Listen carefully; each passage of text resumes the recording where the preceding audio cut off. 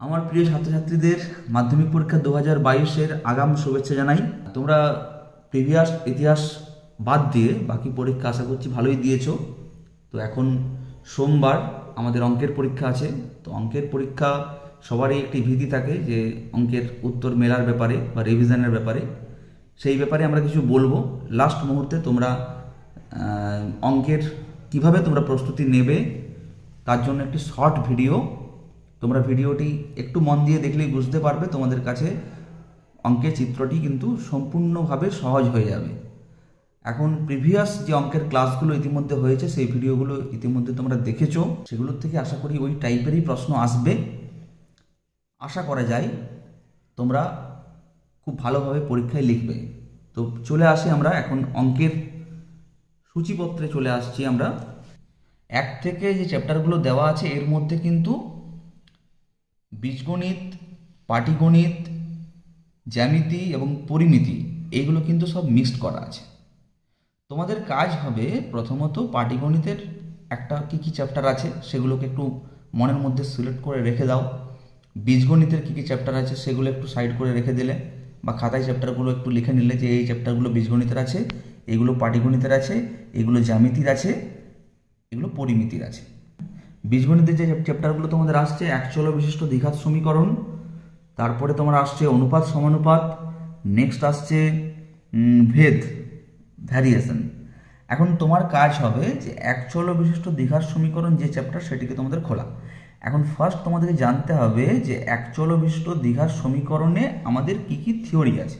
না দেখো, তোমাদের সমীকরণ গঠন আছে। প্রথম কথা হচ্ছে ফার্স্ট দ্বিঘাত সমীকরণ জিনিসটা কি, দ্বিঘাত সমীকরণ কখন একটা সমীকরণকে কখন দ্বিঘাত সমীকরণ বলবো, দ্বিঘাত সমীকরণের জেনারেল ফর্ম কি হয়, ax² + bx + c = 0, এটা আমাদের দ্বিঘাত সমীকরণের ফর্ম আছে।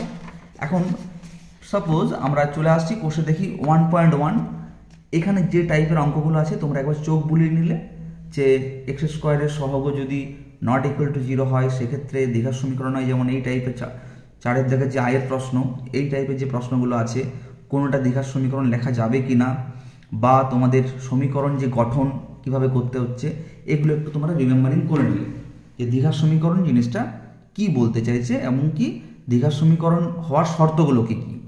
নেক্সট তোমাদের মাথার মধ্যে রাখতে হবে সমাধান। দ্বিঘাত সমীকরণের সমাধান কিন্তু তোমরা পাবেই। তোমরা প্রয়োগের মধ্যে যে সমাধানগুলো আছে সেগুলো তোমরা অবশ্যই দেখে নেবে। তার সাথে অনুশীলনীর মধ্যে অর্থাৎ কোষে দেখি 1.2 যে সমাধানগুলো দেওয়া আছে আগের ভিডিওতে বা অঙ্কের যে ভিডিওগুলো হয়েছে সেইগুলোতে যে সমস্ত সমীকরণের সমাধান করা আছে সেগুলো একটু মনে মনে চোখ বুলিয়ে নেবে। তারপরে নেক্সট চ্যাপ্টার আমরা চলে যাব 1.3, এটাও দ্বিঘাত সমীকরণের বেশ কিছু অঙ্ক আছে, এমসিকিউ আছে, সেগুলো একটু আমরা চোখ বুলিয়ে নেব, প্রয়োগগুলো চোখ বুলিয়ে নেব লাস্ট টাইম। তারপরে 1.4, এটা হচ্ছে শ্রীধর আচার্যের সূত্র। শ্রীধর আচার্যের সূত্রটি কী এবং সূত্রটার থেকে কি বার হয় এটা মনে মনে ভেবে নেবে তোমরা। ax² + bx + c = 0 যদি একটা দ্বিঘাত সমীকরণ হয় সেখান থেকে আমি x এর ভ্যালু কি পাবো না -b ± √b² - 4ac/2a, এই দুটো বীজ আমরা পাবো। এইভাবে আমাদের একটা অঙ্কের ক্ষেত্রে আমরা শ্রীধর আচার্যের সূত্র অ্যাপ্লাই করতে পারি। লাস্ট তোমাদের যে চ্যাপ্টার আছে সেটা হচ্ছে বীজের প্রকৃতি এবং বীজ আর সহগের মধ্যে সম্পর্ক, relation between roots and coefficient আর নেচার অফ রুটস। এই যে চ্যাপ্টারটা লাস্ট চ্যাপ্টার, এটা কিন্তু অনেকগুলোই অঙ্ক আছে এর মধ্যে। তোমরা বেসিক আইডিয়াটা করে নেবে যে দ্বিঘাত সমীকরণের বীজের প্রকৃতি বলতে কি বোঝায় না নিরূপকের মান >0 হলে বাস্তব অসমান, নিরূপকের মান =0 হলে বীজদ্বয় বাস্তব সমান, নিরূপকের মান যদি <0 হয় সেক্ষেত্রে বীজদ্বয় অবাস্তব। তোমরা এইভাবে একটা মনে মনে ভেবে নিলে যে এটাকে লজিকটাকে কাজে লাগিয়ে আমাদের কিন্তু অঙ্কে অ্যাপ্লাই করতে হবে। এবং সেখানের মধ্যে যে ইম্পর্টেন্ট অঙ্কগুলো আছে তোমাদের ইতিমধ্যে তোমরা নিশ্চয়ই জানো যে কোন অঙ্কগুলো তোমাদের একটু প্রবলেম হবে, সেই অঙ্কগুলো একটু দেখে নেওয়া। যেমন এখানে প্রয়োগ 35, প্রয়োগ 34, হ্যাঁ, এই দুটো প্রয়োগ একটু চোখ বুলিয়ে নেওয়া। তার সাথে তোমাদের ধরো প্রয়োগ 39, 39, এই প্রয়োগটা একটু দেখে নিলে যে বা মনে মনে ভেবে নিলে কীভাবে করবে। আর এদিকে তোমরা চলে আসছো কোষে দেখি 1.5, 1.5 এর ক্ষেত্রে তোমরা অবশ্যই দেখবে 5-এর অঙ্ক, হ্যাঁ, 1.5 এর যে 5 আছে, এই বি মাইনাস সি বীজদ্বয় সমান, সেম কেস, একটু মনে মনে লজিকটা ভেবে নেবে। তারপরে এই আলফা প্লাস বিটা অর্থাৎ দুটো বীজ আলফা বিটা দেওয়া থাকলে আলফা প্লাস বিটা বার করানো বা 1/α প্লাস 1/β এর ভ্যালু বার করানো ইত্যাদি, এগুলো একটু তোমরা চোখ বুলিয়ে নেবে।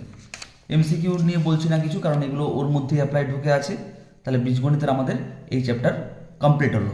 এখন নেক্সট আমরা যে চ্যাপ্টারে যাব সেটা বীজগণিতের তোমাদের খাতার মধ্যে লেখাই থাকবে যে বীজগণিতের আমি দীঘার সমীকরণ রিভিশন করে দিয়েছি, অর্থাৎ টোটাল জিনিসটা আমার মনে আছে, আমার কোনো চাপ নেই, আমি কিন্তু পরীক্ষার জন্য প্রস্তুতি নিয়ে ফেলেছি।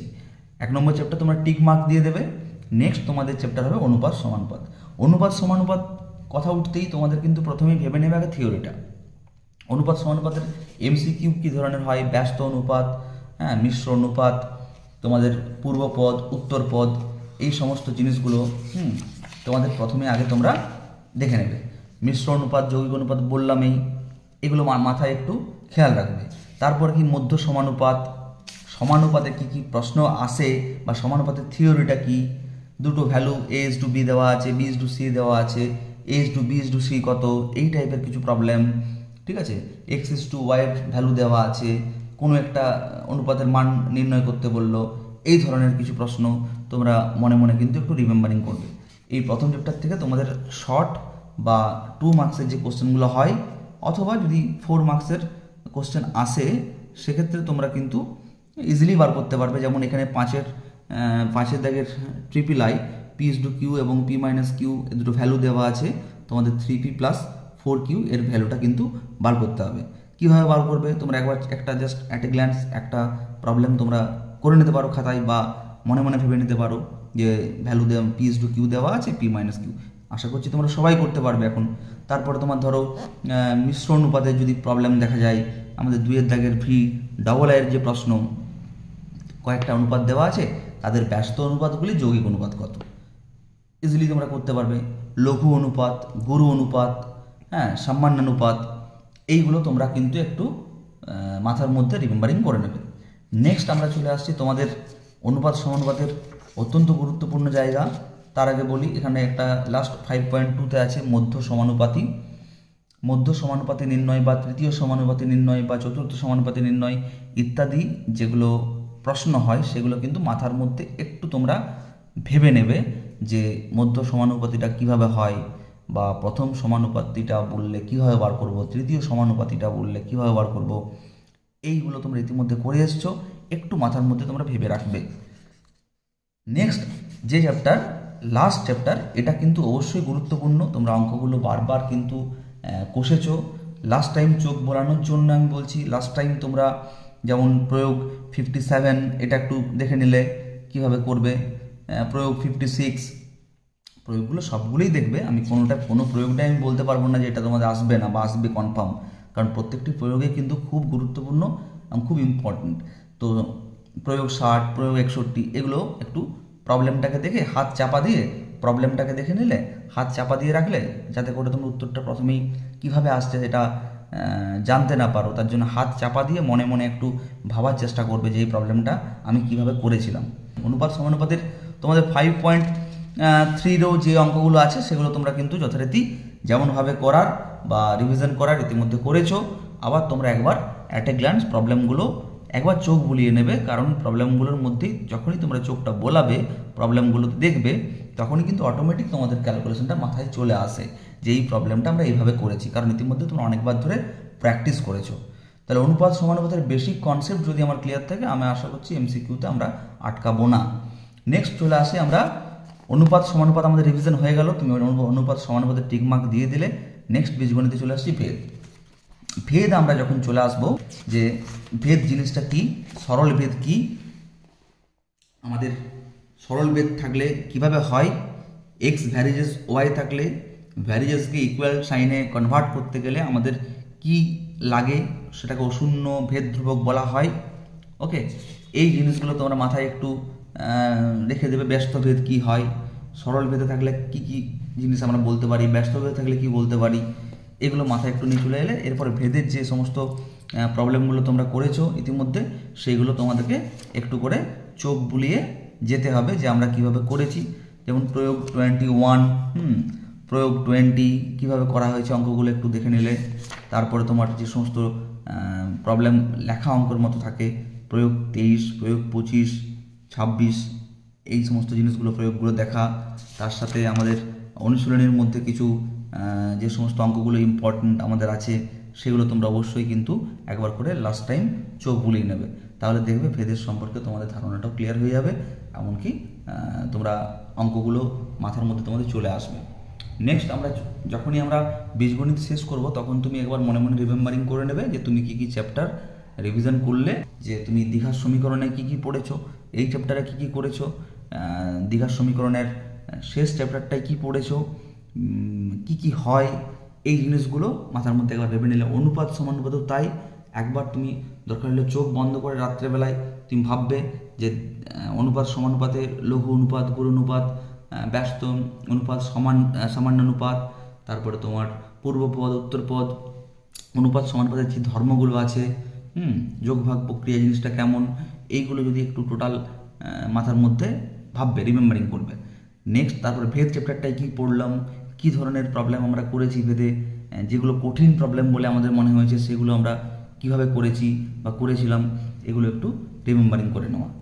তারপরে চলে আসছে আমরা পাটিগণিতের চ্যাপ্টার। পাটিগণিতের চ্যাপ্টার অবশ্যই অত্যন্ত গুরুত্বপূর্ণ। এখানে পাটিগণিতে তোমাদের দেখো অধ্যায় 2 নম্বর অধ্যায় অর্থাৎ সরল সুদ কষা, তারপরে চলে আসছে অধ্যায় 6 চক্রবৃদ্ধি, সুদ ও সমাহার বৃদ্ধি, তারপরে অংশীদারি কারবার। এই তিনটে জন্য তোমাদের পাটিগণিতের চ্যাপ্টার। তার মধ্যে সরল সুদ কষা অত্যন্ত সহজ চ্যাপ্টার। তোমরা ভেবে নেবে যে সরল সুদ কষাতে কী ধরনের অঙ্ক আমরা করেছি এবং কি সেখানে কী কী সূত্র আমরা প্রয়োগ করেছি। না, সরল সুদ কষার I = PRT/100, তোমরা সবাই জানো। P = principal, R = rate of interest per year, T = time, তাহলে টোটাল সুদ বা ইন্টারেস্ট হয় I = PRT/100। এটা তোমরা মনের মধ্যে একবার সূত্রটা ঝালাই করে নিলে। চক্রবৃদ্ধি সুদ বা সমাহার বৃদ্ধির ক্ষেত্রেও চক্রবৃদ্ধি সুদে সমূল চক্রবৃদ্ধি কত হয়, তার ভ্যালুটা কি আসে, যদি প্রিন্সিপাল P থাকে, টাইম যদি N হয়। চক্রবৃদ্ধি সুদের ক্ষেত্রে তোমাদের পর্বগুলো একটু তোমরা পর্বগুলো একটু ঝালিয়ে নেবে সূত্রের আকারে। যে চক্রবৃদ্ধি সুদে যদি পর্ব 2 পর্ব হয়, 6 মাস অন্তর সুদ দেয় বা 4 মাস অন্তর সুদ দেয়, এই যে পর্বগুলো কী কী সূত্রগুলো আছে এগুলো একটু ঝালিয়ে নিলে। তারপরে তোমার চক্রবৃদ্ধি সুদের ক্ষেত্রে তোমাদের আরেকটা জিনিস দেখতে হবে, যেটা হচ্ছে কিছু কিছু অঙ্ক আছে চক্রবৃদ্ধি সুদে, সেইগুলো তোমরা ইম্পর্ট্যান্ট বলে তোমাদের মনে হয়, সেগুলো একটু তোমরা চোখ বুলিয়ে নেবে যে চক্রবৃদ্ধি সুদে আমাদের কী কী অঙ্কগুলো আমরা একবার দেখে নিতে হবে লাস্ট টাইম। সেটা তুমি তোমার প্রয়োজন অনুযায়ী বুঝতে পারবে যে না, এই অঙ্কগুলো আমার একটু সমস্যা আছে। আশা করি সমস্যা থাকবে না, অত্যন্ত সহজ চ্যাপ্টার। একই রকমভাবে অঙ্কগুলো হয়, প্রত্যেকটা একই সূত্র কাজে লাগে। চক্রবৃদ্ধি সুদ 6.1 এবং সমাহার বৃদ্ধি হ্রাস কোষে দেখি 6.2। তোমার চ্যাপ্টার দেখা কমপ্লিট হলে তোমরা থার্ড চ্যাপ্টার অংশীদারি কারবারে যাবে। অংশীদারি কারবারে তোমাদের সত্য মিথ্যা বা MCQর কিছু কোশ্চেন আসে, 2 মার্কসের কোশ্চেন আসতে পারে। সত্য মিথ্যার ক্ষেত্রে যে ধার দেয়, যে ধার নেয় তাকে কি বলে। তো চক্রবৃদ্ধি সুদের ক্ষেত্রে তোমাদের কোন টার্মটাকে কি বলা হয় এটা তোমরা ভেবে নেবে। অধবর্ণ, উত্তমবর্ণ, অর্থাৎ যে ব্যক্তি টাকা ধার নেয় তাকে কি বলে, যে টাকা দেয় তাকে কি বলে। লভ্যাংশের অনুপাত কিভাবে বণ্টিত হয়, এগুলো মাথার মধ্যে একটু ভেবে নেবে শর্ট কোশ্চেন করার জন্য। আর তোমাদের যেগুলো ইম্পর্টেন্ট অঙ্ক চক্রবৃদ্ধি সুদের ক্ষেত্রে যেগুলো তোমরা বারবার কষেছো, সেই অঙ্কগুলো তোমরা একবার লাস্ট টাইম চোখ বুলিয়ে নিতে পারো যদি তোমরা মনে করো। এখন এই পাটিগণিতের চ্যাপ্টার তোমরা দেখার পরে তোমরা কিন্তু আমার সাজেশন, তোমরা যখন জ্যামিতির চ্যাপ্টারগুলো দেখবে ভালো করে খেয়াল রাখবে। জ্যামিতিতে কিন্তু উপপাদ্যগুলো তোমাদের যে রিভিশন করার প্রসেসটা আমি তোমাদের বলে দিচ্ছি, এটাই মেন জিনিস। কারণ জ্যামিতিতে উপপাদ্য এবং প্রয়োগ 3 মার্কসের থাকে, উপপাদ্য 5 নম্বরের পড়বে তোমাদের। তো এখন প্রয়োগ অনেক রকমের প্রয়োগ হতে পারে, কোন প্রয়োগ তোমাদের আসবে সেটা সুনির্দিষ্টভাবে বলা সম্ভব নয়। তবুও তোমরা কিছু কিছু প্রয়োগ অবশ্যই তোমরা নিজেরা রেডি করেছো, সেই প্রয়োগগুলো কিভাবে করবে বা উপপাদ্যগুলো তোমরা কিভাবে রিভিশন করবে এটা আমি একটু বলে নিই। জ্যামিতির মধ্যে তোমাদের দেখতে হবে যে আমাদের কী কী চ্যাপ্টার আছে। জ্যামিতির মধ্যে বৃত্ত সম্পর্কিত উপপাদ্য, বৃত্তস্থ কোণ সম্পর্কিত উপপাদ্য, চতুর্ভুজ, বৃত্তস্থ চতুর্ভুজ সংক্রান্ত উপপাদ্য, তারপরে চলে আসছে আমাদের স্পর্শক সংক্রান্ত উপপাদ্য আর সদস্যতা। এখন ঘটনা হলো যে এই টোটাল যে চ্যাপ্টারগুলো আমাদের আছে এগুলোর থেকে কি কি উপপাদ্য আমাদের আছে সেগুলো একটা খাতায় তোমরা নোট করে রাখবে যে এই উপপাদ্যগুলো হয়। শুধুমাত্র উপপাদ্যের বিবৃতিটা তোমরা খাতার মধ্যে নোট করে রাখবে। বিবৃতি বলতে কোনটা বলা হয়, ধরো আমি বৃত্ত সম্পর্কিত উপপাদ্য বলছি, যেমন উপপাদ্য 32, ব্যাস নয় এরূপ কোনো জ্যা বৃত্তের কেন্দ্র থেকে লম্ব অঙ্কন করা হলে ওই লম্ব জ্যাকে সমদ্বিখণ্ডিত করবে।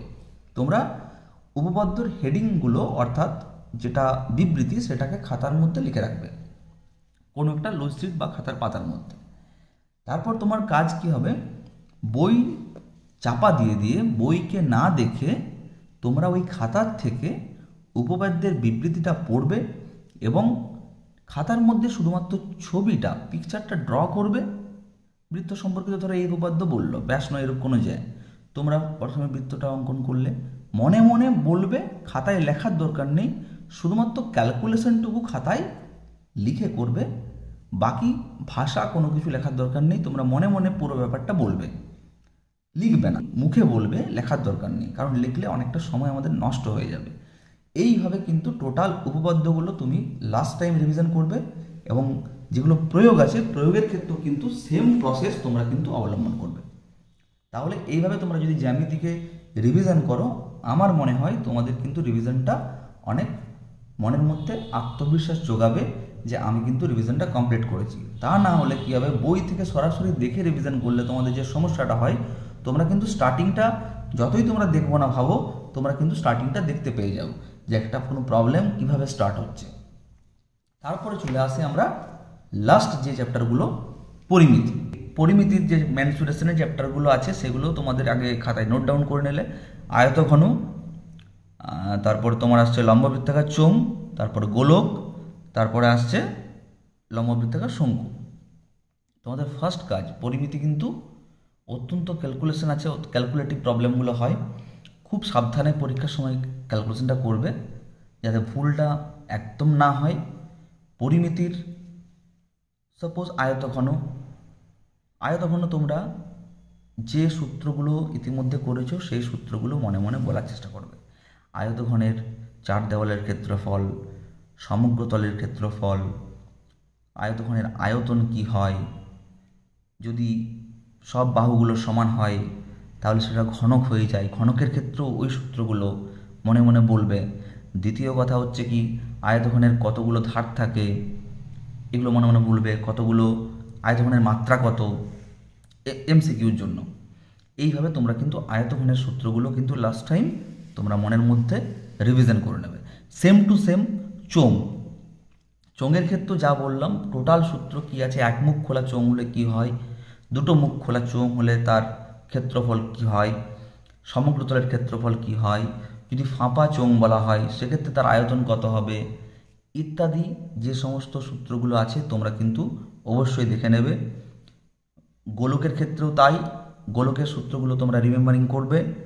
আর শঙ্কুর ক্ষেত্রেও তাই, শঙ্কুর সূত্রগুলো কিন্তু তোমরা ফার্স্ট আগে রিমেম্বারিং করে নেবে। টোটাল যে চ্যাপ্টারগুলো আছে পরিমিতি, টোটাল সূত্রগুলো কিন্তু মাথার মধ্যে ভেবে নেবে আগে, তারপর তোমরা কিন্তু রিভিশনের দিকে যাবে।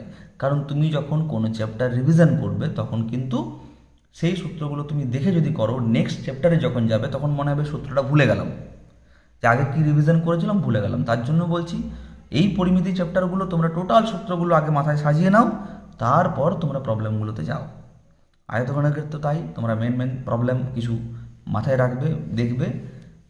লম্ববৃত্তাকার চোঙের ক্ষেত্রেও, এবং গোলক তো অত্যন্ত সহজ চ্যাপ্টার, আশা করছি গোলকের প্রবলেম তোমরা করতেই পারবে। কিন্তু একটা কথা বারবার বলছি, শঙ্কু, চোঙ, গোলক বা আয়তঘন যাই হোক না কেন, এখানে ক্যালকুলেশন কিন্তু ভীষণ সাবধানে তোমরা পরীক্ষার সময় করবে।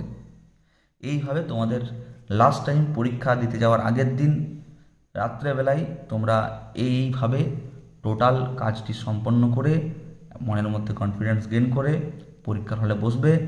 আশা করছি তোমাদের পরীক্ষা ভালো হবে। খুব ঠান্ডা মাথায় ক্যালকুলেশন করো, কোনো তাড়াহুড়ো করো না।